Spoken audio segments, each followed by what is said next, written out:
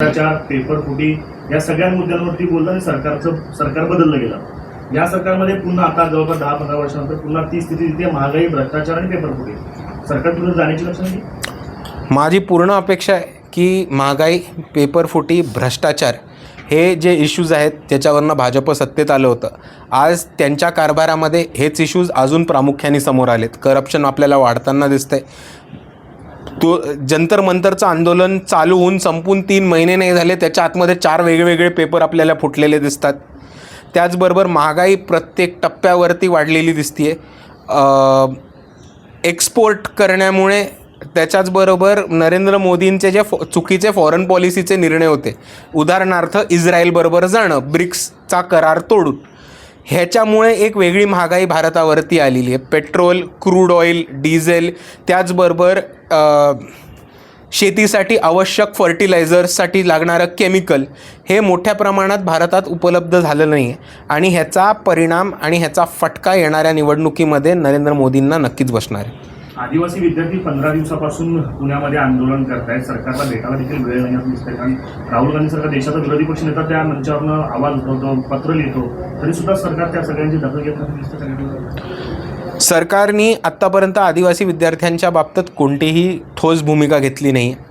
काल त्यांनी नुसतं म्हटलं होतं की एक नवीन निर्णय आला आहे आणि तो तोंडी कबुली दिली होती, पण आमचं हेच म्हणणं आहे की जोपर्यंत तो निर्णय GRच्या स्वरूपात येत नाही तोपर्यंत त्याच्यावर कोणताही विश्वास नाही ठेवावा, कारण हा निर्णय कॅबिनेटमध्ये घेतला जाईल आणि कॅबिनेटचा निर्णय हा GRमधूनच आम्हाला कळायला पाहिजे। दुसऱ्या बाजूला आपण बघितलं तर आदिवासी विद्यार्थ्यांचे बरेचसे प्रश्न आहेत। मेसचा प्रश्न आहे, सवलतींचा प्रश्न आहे, बोगस आदिवासी सर्टिफिकेट्सवरती जे ॲडमिशन्स घेतलेत त्यांचा घुसखोऱ्यांचा प्रश्न आहे आणि ह्या सगळ्या प्रश्नांवरती आदिवासी विद्यार्थ्यांनी 15 दिवस आंदोलन करायची भूमिका घेतली आहे। वंचित बहुजन आघाडी हे त्यांच्या आंदोलनामध्ये पूर्णपणे पाठीशी आहेत। पहिल्या दिवसापासून वंचित बहुजन आघाडीची पुण्याची टीम त्यांच्या संपर्कात होती। काल त्यांच्या आंदोलनाच्या ठिकाणी मी सुद्धा जाऊन आलो होतो आणि विद्यार्थ्यांशी संपर्क साधून त्यांना मदत करून त्यांच्या आंदोलनाला बळ देण्याचं काम हे सुद्धा वंचित बहुजन आघाडी करतच आली आहे। मालेगावमध्ये जे आहे की एक विवाद खडा होतो आहे की तिथं जे आहे तिथल्या उपमहापौरांनी जो आहे टिपू सुलतानांचा फोटो त्यांच्या दालनामध्ये लावल्यामुळे जे आहे ते एक वेगळं चर्चेला उदाहरण आहे, कसं पाहताय? हा एक खूप चर्चेत विषय गेले 4-5 वर्ष ह्या महाराष्ट्राच्या राजकारणामध्ये आलेला आहे। खूप आपण बघितलं असेल तर इतिहासामध्ये आणि बऱ्याचशा पारंपरिक कार्यक्रमामध्ये, सांस्कृतिक कार्यक्रमांमध्ये टिपू सुलतानांचा फोटो हा मोठ्या प्रमाणात वापरला जात होता।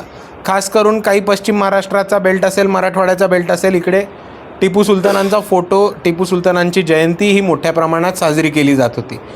पण 2021 पासून देवेंद्र फडणवीसांनी एक नवीन ह्याला वळण दिलं आणि त्यांनी नवीन एक वेगळाच वळण दिलं आणि त्यांनी एक स्टेटमेंट केलं होतं की टिपू सुलतानाच्या आणि औरंगजेबाच्या औलादी परत ह्या महाराष्ट्रामध्ये वर यायला लागल्यात आणि त्याच्यानंतर एक खूप मोठ्या प्रमाणात मुसलमान युवकांना अरेस्ट करणं, त्यांना पोलीस उचलणं, त्यांचं टॉर्चर करणं, त्यांना 3rd डिग्री देणं, त्यांच्यावरती खोटे दाखले दाखल करणं, म्हणजे त्यांना पुढे शिक्षण नोकरीला त्रास होतो हे, आणि त्याच प्रमाणात मॉब लिंचिंग हे खूप मोठ्या प्रमाणात महाराष्ट्रात चालू झालं। मुसलमान व्यावसायिकांना धंदे करायला खूप अडचण झाली। बऱ्याचशा ठिकाणी मुसलमानांची दुकानंसुद्धा बंद करण्यात आली होती या स्टेटमेंटमुळे आणि हे खूप महाराष्ट्राच्या सामाजिक सलोख्याला आणि सामाजिक शांतीला धक्का देणारं एक स्टेटमेंट होतं आणि त्याचीच पुनरावृत्ती आपल्याला आत्ता दिसते। बाळासाहेब आंबेडकरांनी 2023मध्ये औरंगजेबच्या कबरीला एकदा भेट दिली होती आणि तसंच अक्कलकोटच्या कार्यक्रमामध्ये टिपू सुलतानांचा फोटो स्टेजवरती देऊन हे सांगितलं होतं की ह्या महाराष्ट्रामध्ये भाजपमुळे मिर्झा जयचंदांच्या पण औलादी समोर आलेल्या आहेत आणि तेच लोक होते ज्यांच्यामुळे आज आपण बघतोय तर शिवाजी महाराज आणि संभाजी महाराज यांचा पराभव झाला होता आणि त्याच्यामुळे महाराष्ट्राचा सामाजिक सालोखा सांभाळणं, सर्व समाजांना, सर्व धर्मांना एकत्र करणं आणि त्यांना ह्या महाराष्ट्रामध्ये शांतीने राहता येईल हे बघणं ही आपली काळाची गरज आहे। सध्या महागाई मोठ्या प्रमाणात वाढते। सध्या 100 वर्ष पूर्ण झाले म्हणून त्यांना सध्या अमेरिका आणि कॅनडाच्या दौऱ्यावर आहे। तर न्यूयॉर्क सिटीचे महापौर जे आहे ममतानी यांनी त्यांचा विरोध केलेला आहे। तर RSSच्या म्हणजे एवढ्या 100 वर्ष शताब्दी त्यांचा अमेरिका दौरा त्याच्याकडे कसा पाहतात तुम्ही आणि त्यांचा विरोध अमेरिकेमध्ये एक न्यूयॉर्कचे महापौर जे आहेत त्यांनी विरोध केला. अमेरिकेमध्ये जोरान ममदानी यांनी एका बाजूला विरोध केलाच आहे. जोरान ममदानींचा परिवार जो आपल्याला माहिती असेल तर तो गुजरातमधनं एक मुसलमान परिवार आहे.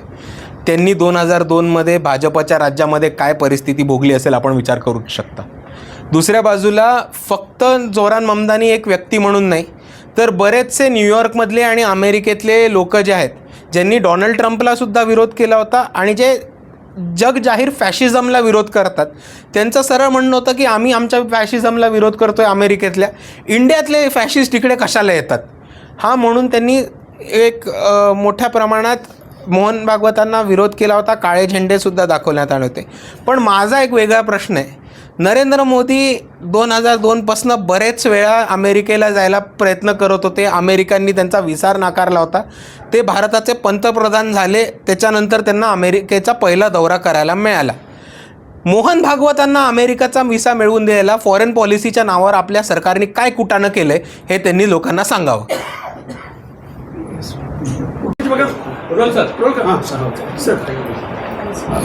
सर्व पत्रकार बांधवांना माझा नमस्कार, जय भीम.